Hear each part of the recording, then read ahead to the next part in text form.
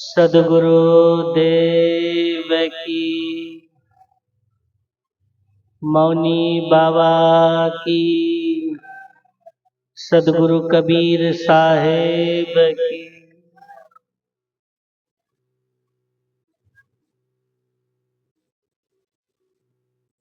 ध्यान मूलम गुरुमूर्ति, पूजा मूलम गुरुपदम, मंत्र मूलम गुरुवाक्यम, मोक्ष मूलम गुरु कृपा। सदा न कोयल बोलती, सदा न खिलते फूल, यह अवसर तब मिलते जब पुण्य होए अनुकूल। हमारे ज्ञान भक्ति वैराग्य की संपोषक प्रातः स्मरणीय परमाराध्य सद्गुरुदेव के श्री चरणों में त्रिवार साहेब बंदगी। हमारे इस 22वां सद्गुरु कबीर सत्संग समारोह के मुख्य अतिथि हमारे परमाराध्य सम्माननीय पूजनीय संत श्री कृपाशरण साहब जी, सद्गुरु कबीर पारक संस्थान इलाहाबाद प्रयागराज से, और हमारे छत्तीसगढ़ से चलकर के आए हमारे परम सम्मान्य हमारे गुरु भाई संत श्री रामलाल साहब जी, निर्मल साहब जी, हमारे बगल में बैठे हमारे गुरु भाई अखंड स्वरूप साहब जी, और यह बृहद ज्ञान यज्ञ के व्यवस्थापक हमारे यहाँ के तपोभूमि मौनी बाबा के तपस्थली के महंत राम साहब जी, और इसके सहयोगी व्यवस्थापक हमारे परम सम्मानीय संत श्री सुधीर साहब जी, आप सम्मानीय इस गांव के प्रबुद्ध जन भक्त सज्जनों, संवित समादरणीय उपस्थित सत्संग मंडली सज्जनों, श्रद्धा मूर्ति देवी। थोड़ा सा सीटी ले रहा है।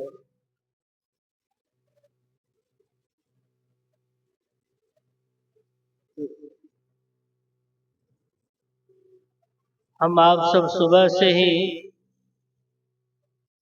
संत गुरुजनों के विचारों से लाभ उठा रहे हैं, और यह अवसर ही ऐसा मिला है। किसी विद्वानों ने कहा है, मैंने प्रारंभ में कहा कि सदा न कोयल बोलती, सदा न खिलती फूल, यह अवसर तब मिलते जब पुण्य होए अनुकूल। संयोग प्रारब्ध जीवन में जो 3 कर्म माने गए हैं, संचित कर्म, प्रारब्ध कर्म और क्रियामान कर्म, 3 समय बताए गए हैं। भूतकाल, वर्तमान काल, भविष्यत काल, और 3 गुण भी है उन कालों के बीच। वह गुण है तमोगुण, सतोगुण और रजोगुण। और इन्हीं सभी गुणों के बीच हम आप सब इस तपोस्थली मौनी बाबा के सिद्ध पीठ में बैठे हुए हैं और ज्ञान लाभ ले रहे हैं। अच्छा है, यहाँ से जो समय मिल रहा है उस समय को सदुपयोग करें। गुरुवर कबीर का जो ज्ञान कोश रहा वो बीजक रहा। बीजक में एक साखी है जिसको दोहा भी आप लोग कहते हैं। उस साखी ग्रंथ एक संदेश है। हंसा तू तो सबल था, हल्की अपनी चाल, रंग कुरंगे रंगिया, ते किया और लगवा। सज्जनों, किसी विद्वान ने लिखा है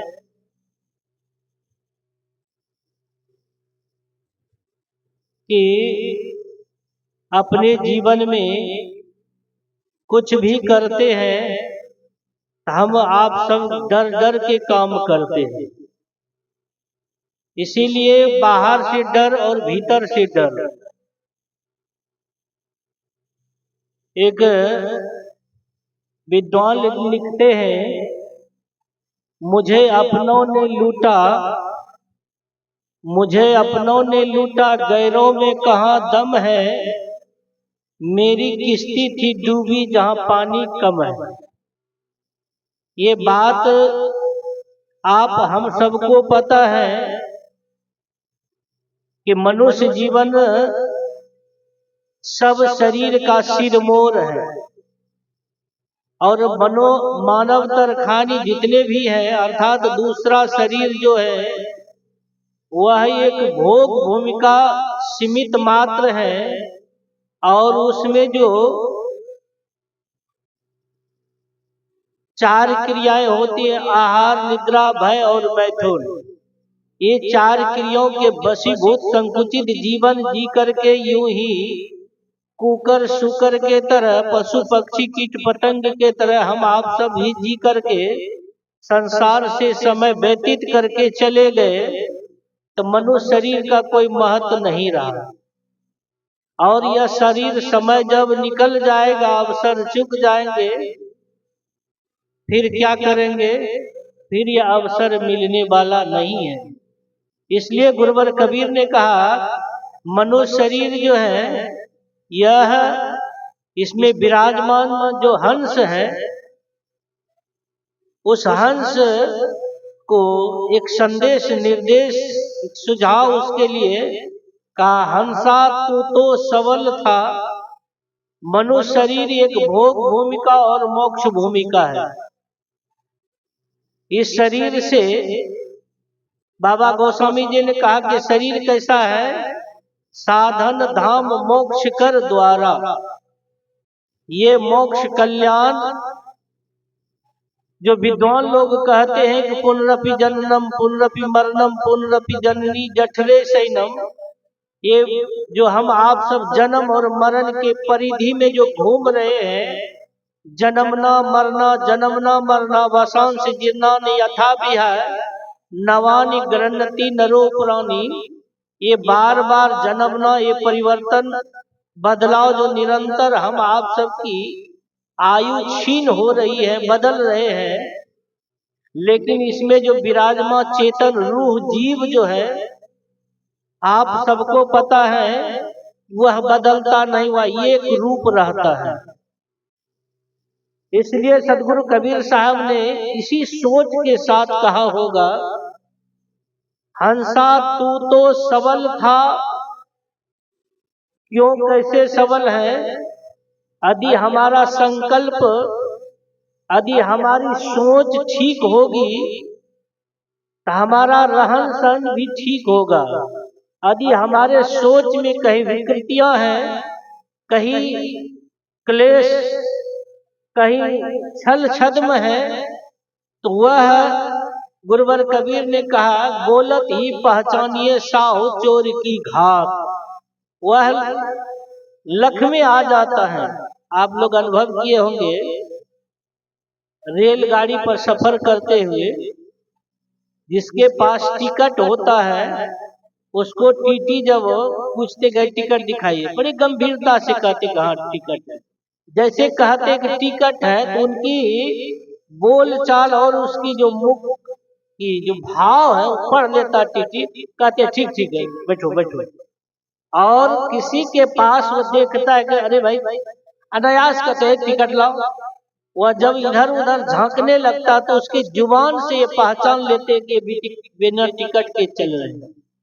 ठीक गुरुवर कबीर कहते हैं हम कुछ भी करते हैं तो हमारा भाव, हमारी जो इच्छाएं हैं, हमारा जो रहन सहन है, हमारा जो बात बढ़ता हुआ तुरंत झलकने लगता है। इसलिए सदगुरु कबीर साहब ने कहा कि हंसा तू तो सबल था, हल्की अपनी चाल। सबल का मतलब होता है बलवान, सब समर्थवान। और इसमें बार बार हंसा शब्द आया, हंस शब्द। हंस एक पक्षी होता है, ग्रंथों में, धर्म ग्रंथों में आया है कि हंस एक पक्षी होता है जो कि मान सरोवर नाम की एक झील है, उसी झील में वह हंस पक्षी रहता है। और हंस पक्षी का ये गुण धर्म है, हंस पक्षी में ये गुण है, तो उसके सामने दूध और पानी दोनों मिला के रख दीजिए, और हंस क्या करते हैं जब वो चोंच मारते हैं तो दूध जो होता है दूध अलग कर देता है और पानी अलग कर देता है। हंस में गुण है। और हंस की उपमा देकर के हम आप सबके लिए सदगुरु कबीर साहब ने कहा है, ठीक उसी प्रकार से हम आप सब सामर्थ्यवान हैं। इस अनादि अनंत दुसह दुख को भोगते भोगते जो जन्म मरण आप लोग सुना करते हैं, आवागमन श्रम दुख दूजा नहीं, ये जन्मना मरना ऐसा दुख संसार में कोई है ही नहीं। और इस दुसह दुख से निकालने के लिए ही ये 22वां वार्षिक सत्संग समारोह हमारे रामदास साहब रखे। ये दुनिया के लोग समझ क्यों नहीं रहे, ऐसा क्यों अपने सिद्धांत से, अपने रहनी से, अपने बात व्यवहार से क्यों भटक गए? हम लोग अपने गुण धर्म से भटक गए हैं। जैसे प्राकृतिक जितने गुण धर्म माने गए हैं सब अपने अपने गुण धर्म में जी रहे हैं। ये जितने भी मनुष्य के अलावा शरीर है वो अपने लगभग गुण धर्म में जी रहा है, लेकिन हम आप सब मनुष्य शरीर को पा करके अपने गुण धर्म से भटक गए। ये प्राकृतिक जितने शक्तियां हैं, मिट्टी पानी आग हवा, ये अपने गुण धर्म पर चल रहा है। अग्नि का धर्म उष्णता, पानी का धर्म शीतलता, ये अपने अपने गुण में है। लेकिन हम आप सबको सत्संग, ज्ञानी पुरुषों का संग, ये रात दिन जो आप लोगों को बेहोशी से जगाने का प्रयास जो कर रहे, क्यों? हम अपने गुण धर्म को भूल गए।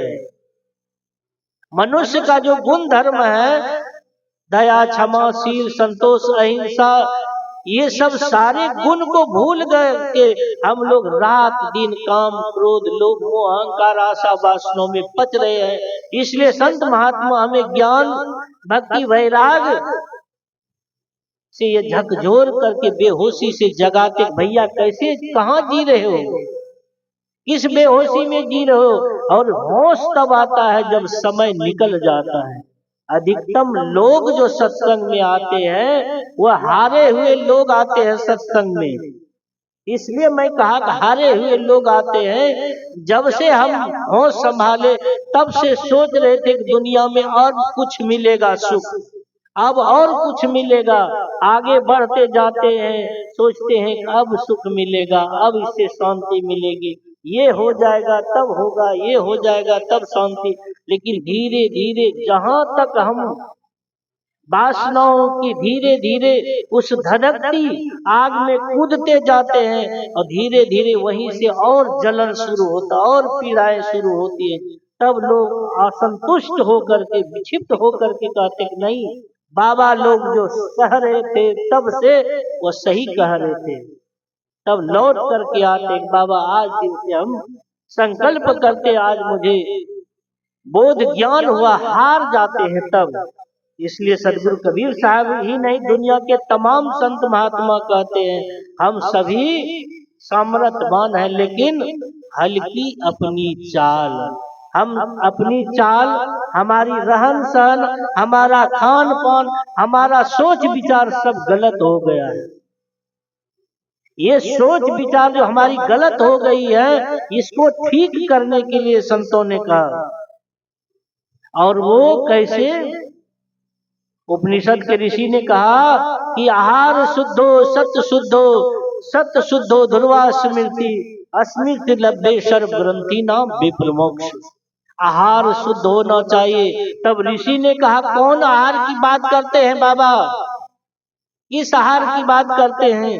जैसा खाओगे अन्न वैसा होगा मन, जैसा पियोगे पानी वैसी होगी। ये आहार तो ठीक है, लेकिन ऋषि का इशारा है। उपनिषद के ऋषिकार कहते हैं आहार शुद्धो, आहार जिससे हम ग्रहण करते हैं, जिससे हम उसका रसास्वादन करते हैं। आहार कहते हमारे जो 5 ज्ञान इंद्रियां हैं, और इन ज्ञान इंद्रियों को ठीक करने के लिए कौन कौन से? आंख, कान, नाक, त्वचा, जिह्वा, ये जितने भी इंद्रियां हैं इसको ठीक ठाक कीजिए। ये यदि कुशल आपस में तालमेल मिले जो हो जाएगी, जो सदगुरु कबीर साहब की वाणी में आप सुने होंगे, संतों घर में झगड़ा भारी। बाहर की घर की बात तो है ही, लेकिन कबीर साहब इशारा करते भीतर में जो इंद्रियां हैं ये सब आपस में लड़ रही है। संतों घर में झगड़ा भारी, रात दिवस मिली उठ उठ लागे 5 जुटाए के नारी। न्यारो न्यारो भोजन चाहे, आंख चाहते हैं सुंदर सुंदर रूप को देखना। आंख का प्राकृतिक ये धर्म है, वो सुंदर सुंदर रूप देखना चाहते हैं। कान चाहते हैं विषयाशक्ति, ऐसे ऐसे चटकीले शब्द सुने जिससे कि दिल दिमाग में उत्तेजना आ जाए। जैसे डीजे बजने लगता है, नागिन के धुन में सुनते हैं कि वो नाग नाचने लगते हैं, उसके धुन को सुनकर वो मदमस्त हो जाते हैं। आजकल बच्चे लोग बड़े छोटे सब जो है बगल से जब डीजे की गाड़ी गुजरते हैं, भले घर में है लेकिन छोटे छोटे बच्चे का स्वभाव में देखता, वो घर में ही थिरकने लगता, कुछ नहीं समझता है, बस वो डीजे का धुन बज रहा है वो थिरकने लगता है। बोलो सदगुरु। तो ठीक उसी प्रकार कौन चाहते हैं ऐसे ऐसे शब्द दिल दिमाग में गूंजे जिससे हमारा उत्तेजनाएं, कामनाएं वो धीरे धीरे धड़कती रहे। तो ठीक ये इंद्रियों का अपना अपना स्वभाव है। कहते हैं उसको ठीक पहले कर लो तब तुमसे होगा भजन। इसलिए संतों ने कहा आदत बुरी सुधार लो बस हो गया भजन। आए हो कहां से जाओगे फिर कहां, इतना तो विचार लो बस हो गया भजन।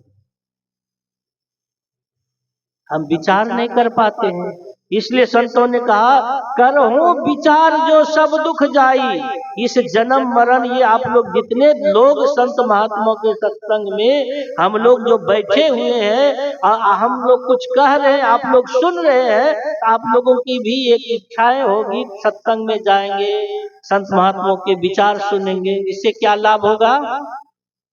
क्योंकि आप शास्त्रों में धर्म ग्रंथों में बाबा लोगों से ये सुन रखे हैं कि सत्संग करने से बहुत बड़ा लाभ पुण्य मिलता है, ये सुन रखे हैं। और पुण्य जब मिलेगा, पुण्य तब मिलेगा जब सत्संग के बातों को अपने जीवन में संग साथ करेंगे, तब पुण्य मिलेगा, ये कहने सुनने से नहीं। इसलिए संत कहते हैं कि रंग कुरंगे रंगिया ते किया और लगवार। कठोर शब्द। हम आप सब क्या किए? हम लोग सबल थे, आए थे हरि भजन को लेकिन ओटन लगे कपास, बेकार का काम करने लगे। एक मजदूर को कह दिए ये आपको गड्ढा इधर खोदना है, खोद करके इधर पूरा साफ सफाई करना है, और वो चौक चढ़ाए दूसरे खेत में जाकर के काम करने लगे, तब क्या होगा? कोई काम का नहीं रहा। ठीक उसी प्रकार से हम लोग जो ये सुंदर ये साज सज्जा मनुष्य शरीर मिला है, ये रात दिन संसार में पचने के लिए नहीं। इसलिए संतों ने कहा कि मनुष्य शरीर एक सिरमोर है। गुरुवर कबीर का वो वाक्य है कि तू तो सबल था, हल्की अपनी चाल, और रंग कुरंगी रंगिया ते किया और लंगा। हम अपने वासनाओं में, अपने कामनाओं में, अपने इंद्रियों के गुलाम हो करके रात दिन संसार में पचते हैं, दुख भोगते हैं, लेकिन फिर भी उससे बहुत कम लोग हैं उससे पार पाने के लिए, उससे उत्तीर्ण होने के लिए कुछ प्रयास करते हैं। कम लोग हैं, और उस दशा को, अंत दशा को जो याद करते रहते हैं, अंत दशा के भूलने के कारण ही हम अपने जीवन में दूसरे दुख में रात दिन बचते हैं। इसलिए उस दशा की, उस बात की याद दिलाते हैं जो बात हमें शुरू और प्रारंभ और अंत तक हमें यो याद दिलाते हैं। एक आदमी अनायास अपने बगीचा घूमने के लिए, बहुत दिन के बाद अपने बगीचा फुलवारी घूमने के लिए गया। बहुत दिन के ऐसा ही मौसम होगा, पतझड़ का समय था। वो पूरा बगीचा जो था घास फूस से एकदम पत्ता से ढक गया था। लंबा बड़ा बगीचा होगा, तो घूमते घूमते वो अनायास क्या होता, वो आदमी एक पूरा पत्ता उता ढका हुआ था, अनायास उस जगह एक कुआं था। उसको पता नहीं था उस आदमी को कि इस हमारे बगीचा में कहीं कुआं भी है। बाहर से आया होगा, वो घूमते घूमते अनायास उस कुआं के पास जाता है, और वो धड़ाम से उस कुआं में गिर जाता है। पता नहीं चलता है कि कैसे उस जगह कुआं है कि नहीं, क्योंकि वह कुआं जो था आसपास पूरा लाताएं झाड़ झाखर भरा हुआ था, और अगल बगल पत्ती भरी हुई थी, और अनायास वो कुआं में गिर जाता है। जैसे वो कुआं में गिरता है, हताश हो जाता वो आदमी। हम लोग जब फिसलने लगते हैं, जब पिछड़ने लगते हैं मिट्टी पर, तो हताश हो जाता, अब क्या होगा। फिर भी भरकस प्रयास करते हैं बचने का, बच भी जाते हैं। अब किसी किसी का संतुलन होने के बाद पैर हाथ टूट भी जाता है, संयोग ऐसा सबके साथ ना हो, तो आदमी हरास से कुआं में गिरता है, और संयोग प्रारब्ध कहिए, उसका कर्म फल कहिए, वो क्या करते, जैसे वो कुआं में गिरता, वो धड़ाम से गिरा, और संयोग से उस कुआं में एक बड़ा लता है उसमें लटकी हुई थी, वो आदमी लता को पकड़ लेता है बीच में। जैसे गिरते गिरते संयोग से अधर में वो लता को पकड़ करके लटका हुआ है। कुआं के अधर में वो लता पकड़ के दोनों हाथ से लटका हुआ है, और हाथ पैर चलाने का प्रयास तो करता है, लेकिन देखता है अब क्या होगा, अब क्या होगा।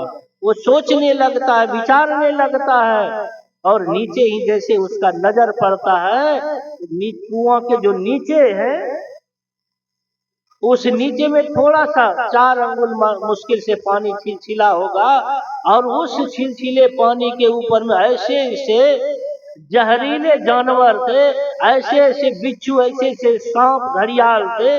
वो यदि वो नीचे गिरता तो मिनटों में उसका काम तमाम हो जाता। बोलो सदगुरु, मिनटों में उसका काम तमाम हो जाता। सोचता कि हम क्या करें, नीचे जाते हैं, बस मेरा बचने का कोई चांस ही नहीं। प्रभु परमात्मा सदगुरु को याद करते हैं कि अब कैसे निकले, भरकस प्रयास कर रहा है। कभी कभी वो पकड़ लेता था अगला, और जिस झाड़ी को, लता को पकड़ करके अधर में लटका हुआ था, संयोग से इसे झुलाते झुलाते उसी कुआं के बगल में एक मधुमक्खी छत्ता लगा के रखा था। ध्यान देना, उसी कुआं के बगल में किनारे में एक मधुमक्खी का छत्ता लगा हुआ था। संजोग से वो जब हिलाए डोलाए 2-4 बार, तो लता के आहार से उसमें एक लकड़ी उसमें चुभ गया उस छत्ता में। वो मधुमक्खी के छत्ता में जैसे ही लकड़ी चुभ गया, कीला उसमें चुभ गया, तो मधुमक्खी की छत्ता से क्या निकलेगा? मध निकलेगा ना, रस निकलेगा ना। तो संजोग ऐसा हुआ वो रस धीरे धीरे सरवने लगा, टपकने लगा। मध जो टपकने लगा, वो लता को आदमी पकड़ा हुआ है जकड़ करके, और नीचे वो देखता है कि वो कहीं छूट जाएगा मेरे हाथ से, झाड़ी लता गया काम से। और वो सोच रहा है कि अब क्या करे, अब तो प्रयास तो कर रहा है। और संयोग ऐसा होता है जो टपक रहा है मधु छत्ता से, उसके सिर पर गिर रहा है। वो टप टप टप करके उस छत्ता से मध टपकने लगा, सरवने लगा, और उसके सिर पर गिरने लगा। जैसे ही धीरे धीरे सिर पर गिरा और नाक तक आ गया, नाक से नीचे गिरा तो मुंह पर आया। मुंह पर जैसे आते हैं तो हम लोग क्या करते हैं, मुंह पर आते हैं क्या करते हैं, स्वाद लेने लगते हैं, नमकीन है कि खट्टा है कि तीता है कि मीठा है। तो वो क्या किया, जैसे नाक से नीचे गिरा तो चाटने लगा। ऐसे ऐसे जब चाटने लगा खूब बढ़िया अद्भुत मिठास, मध का अद्भुत मिठास वो स्वाद लेने का। जैसे वो टप टप नीचे गिरता, नीचे से टप नीचे मुंह में गिरता, मुंह ऐसे तुरंत तुरंत वो चाटने लगता।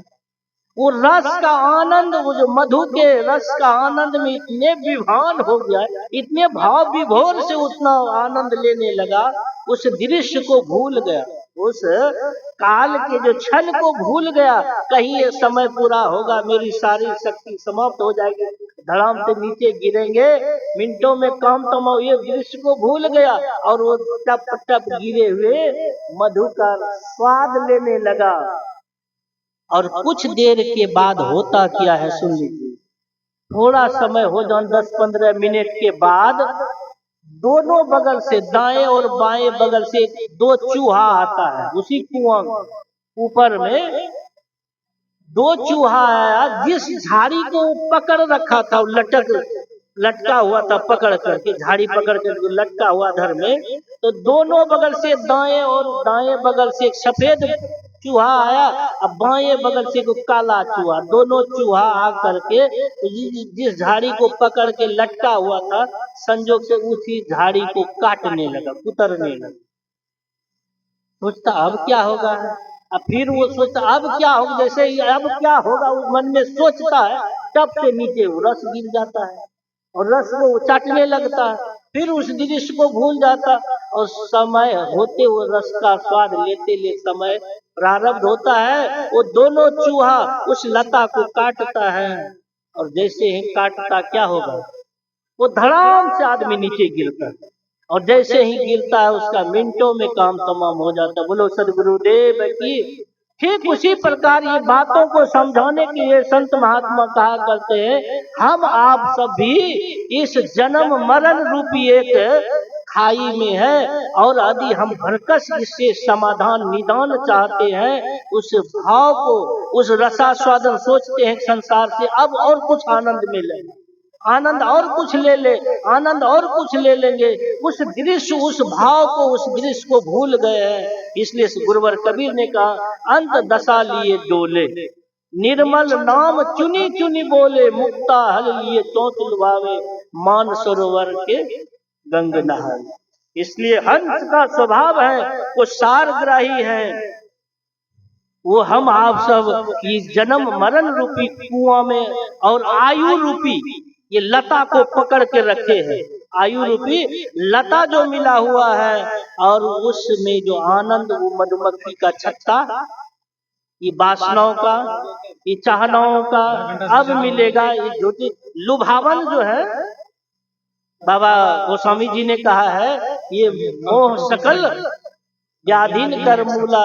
ये संसार क्या है, जहाँ जहाँ देखो तहाँ तहाँ सोई सब घट रहा समय। उस परमात्म तत्व को भूल करके, हम परमानंद को भूल करके, और संसार के कामानंद में विभोर हो करके रसास्वादन लेने लगे।